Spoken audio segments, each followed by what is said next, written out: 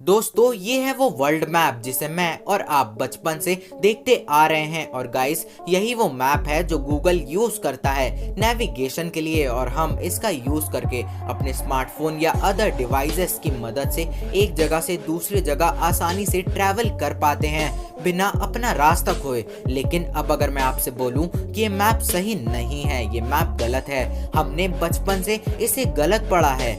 लेकिन गाइस अभी तो मैंने आपसे बोला था कि यही वो मैप है जिसका इस्तेमाल कर गूगल हमें अपनी डेस्टिनेशन तक पहुंचाता है, और इसका यूज कर हम एक जगह से दूसरी जगह आसानी से ट्रैवल कर पाते हैं बिना अपना रास्ता खोए। तो अब ये सवाल आता है कि ये मैप आखिर गलत कैसे हो सकता है? यही सोच रहे हैं ना आप? सोचना हमारा काम है, आपका काम है इस वीडियो को एंड तक देखना, क्योंकि इस वीडियो में मिली जानकारी और नॉलेज आपको स्कूल में सीखने और जानने को नहीं मिलेगी। तो चलिए शुरू करते हैं आज की इस इंटरेस्टिंग वीडियो को। गाइस देखो, ये हमारी दुनिया है, कुछ ऐसी गोल। अब हमें इस गोल दुनिया को एक फ्लैट रेक्टेंगल शेप पर छापना है, वो भी ऐसे कि इस मैप पर जो भी चीजें हैं उसमें कोई भी इंफॉर्मेशन इधर उधर ना हो और उसकी ये सारी चीजें इस रेक्टेंगुलर मैप में छप जाएं। तो इसके लिए हम क्या कर सकते हैं? सिंपली हम इसे बीच से कट करेंगे और रेक्टेंगल शेप में लाने की कोशिश करेंगे।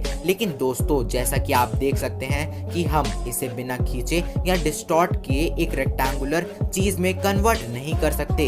ये मैथमेटिकली इम्पॉसिबल है, और ये बात आज से बहुत टाइम पहले कार्ल फ्रेडरिक गॉस ने हमें बता दी थी। 1500 के करीब बहुत से मैथमेटिशियंस ने मैथमेटिकल एल्गोरिथम्स बनाए थे ताकि राउंड ग्लोब को फ्लैट रेक्टेंगल में कन्वर्ट किया जा सके। काफी रिसर्च करने के बाद उन्होंने राउंड ग्लोब को फ्लैट मैप में कन्वर्ट करने के लिए एक प्रोसेस बनाया जिसका नाम था प्रोजेक्शन। गाइस प्रोजेक्शन एक ऐसा प्रोसेस होता है जिसको यूज करके अलग अलग शेप्स के मैप बनाए जाते हैं। हर शेप के मैप का एक अलग प्रोजेक्शन होता है जिसका एक पर्टिकुलर नाम भी होता है। अब देखो प्रोजेक्शन का मतलब क्या है। जैसे ये हमारी धरती गोल है, अब इसके ऊपर क्या किया गया कि एक हॉलो सिलेंडर रखकर जितने भी पॉइंट्स ग्लोब पर मौजूद थे उन्हें सिलेंडर के सरफेस एरिया पर प्रोजेक्ट किया गया, और फिर प्रोजेक्ट करने के बाद सिलेंडर को अनरोल करने पर हमें मिलेगा इस धरती का एक 2D वर्जन। और यही तो हम बचपन से देखते आ रहे हैं। लेकिन फ्रेंड्स उस टाइम पर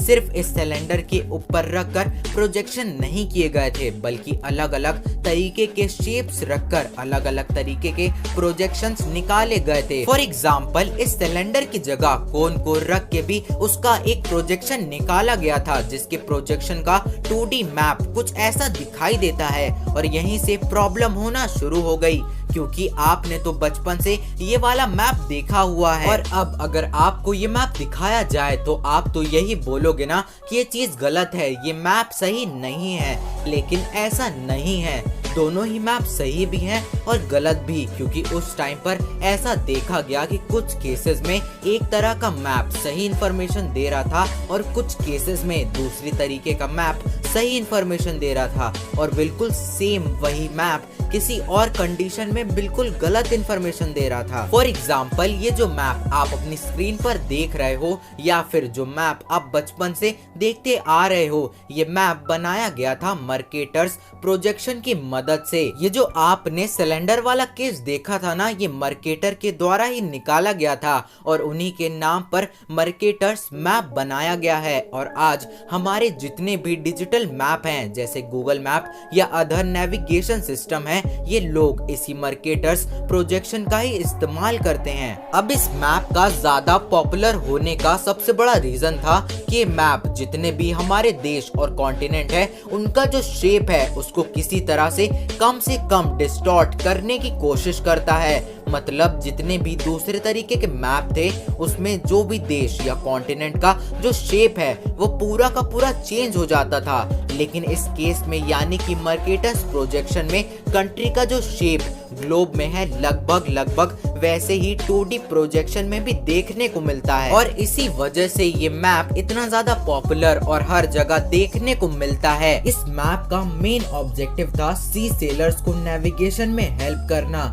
क्योंकि इसकी सबसे बड़ी एडवांटेज ये थी कि अगर मान लो आपको किसी एक जगह से दूसरी जगह जाना है तो आपको जहाँ से जाना है और जहाँ तक जाना है उनके बीच सिंपली एक लाइन खींचनी होगी और उसी रास्ते पर सीधे सीधे चलते रहना होगा, तो आप एक जगह से दूसरी जगह पहुंच जाओगे।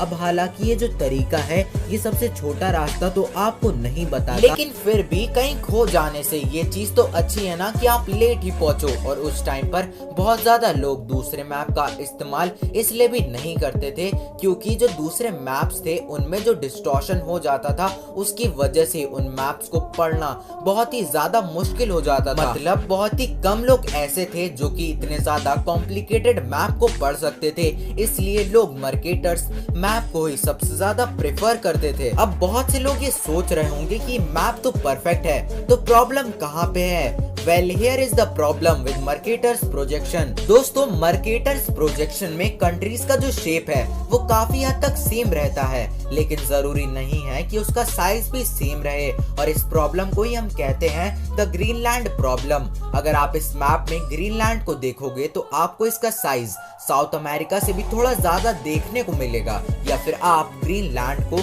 अफ्रीका से कंपेयर करते हो तो आपको दोनों लगभग एक ही साइज के देखने को मिलेंगे। लेकिन अगर इसे असली में देखा जाए तो ग्रीनलैंड साउथ अमेरिका से 8 गुना ज्यादा छोटा है। मर्केटर्स मैप में हम इक्वेटर से जितना दूर जाते जाएंगे उतना ही मैप में जो जगह है यानी फिजिकल एरिया है वो उतना ही ज्यादा स्ट्रेच होता जाएगा। मतलब वो चीज एक्चुअल में छोटी होगी लेकिन देखने में वो बहुत ज्यादा बड़ी होगी, और आप इक्वेटर के जितना पास जाते जाओगे उतनी ही वो चीज अपने एक्चुअल साइज में आती चली जाएगी। फॉर एग्जाम्पल, जैसा कि आप देख रहे हो ये डिस्टेंस ये है 3000 किलोमीटर इक्वेटर के पास, लेकिन अगर हम इक्वेटर से थोड़ा दूर 3000 किलोमीटर को दोबारा देखेंगे तो उसका साइज देखो आप, मतलब ये भी 3000 किलोमीटर है और ये भी 3000 किलोमीटर है, लेकिन जो 2D में जो मर्केटर मैप में देखने को मिलेगी डिस्टेंस, वो डिस्टेंस में अंतर देखो आप। तो ये है मर्केटर्स मैप की सबसे बड़ी प्रॉब्लम। अब ऑब्वियसली ये जो प्रोजेक्शन है ये सारे के सारे मैथमेटिकल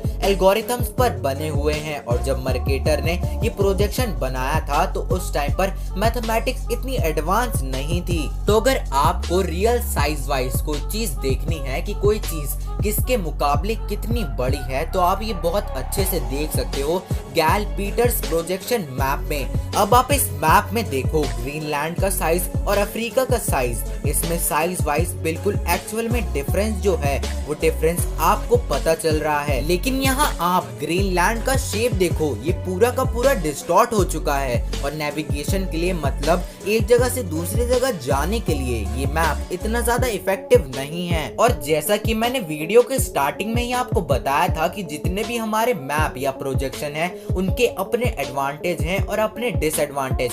मतलब कुछ मैप कहीं सही इंफॉर्मेशन देंगे और वही मैप बिल्कुल गलत इंफॉर्मेशन देंगे। लेकिन दोस्तों लेट 60s में मॉडर्न साइंस की मदद से हम इंसानों ने स्पेस में सैटेलाइट लॉन्च किए जो कि अर्थ को ऑर्बिट करते, और उनकी मदद से हमें और भी एक्यूरेट राउटर मिले नेविगेशन के लिए, जिसके बाद धीरे धीरे मैप्स का यूज नेविगेशन के लिए कम हो गया और वो बस हमारे टेक्स्ट बुक्स और स्कूल में ही लटके रह गए। दोस्तों बहुत से कार्टोग्राफर्स मार्केटर्स प्रोजेक्शन जिसे हाईली प्री जीपीएस के तौर पर यूज किया जाता था उसे मिसलीडिंग घोषित कर दिया, बट अभी भी बहुत से web navigation tool like Google maps वगैरह मार्केटर्स प्रोजेक्शन का ही यूज करते हैं। और इसका एडवांटेज ये है कि अगर आप इसमें बहुत ज्यादा जूम करते हो ना तो आपको डायरेक्शन सही देखने को मिलेगी। जैसे मान लो आप सीधे जा रहे हो और एक 90 डिग्री का टर्न आपको रास्ते में देखने को मिलता है, तो अब उस मैप में भी आपको 90 डिग्री का टर्न देखने को मिलेगा। लेकिन दोस्तों वहीं दूसरी तरफ वर्ल्ड मैप के लिए मॉडर्न कार्टोग्राफर्स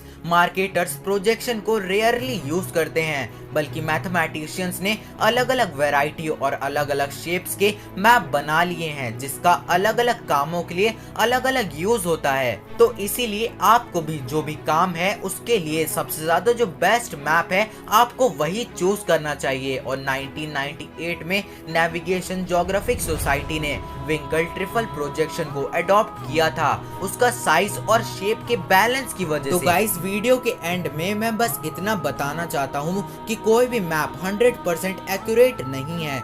जितने भी प्रोजेक्शन बने हैं आज तक, उसमें कुछ ना कुछ कमी रही है और रहेगी। और हमने आज तक इस पर हजारों लाखों रिसर्च करी है, लेकिन फिर भी अभी तक एक्यूरेट मैप नहीं बना सके हैं और शायद कभी बना भी नहीं पाएंगे। But we never know as we because say that nothing is impossible.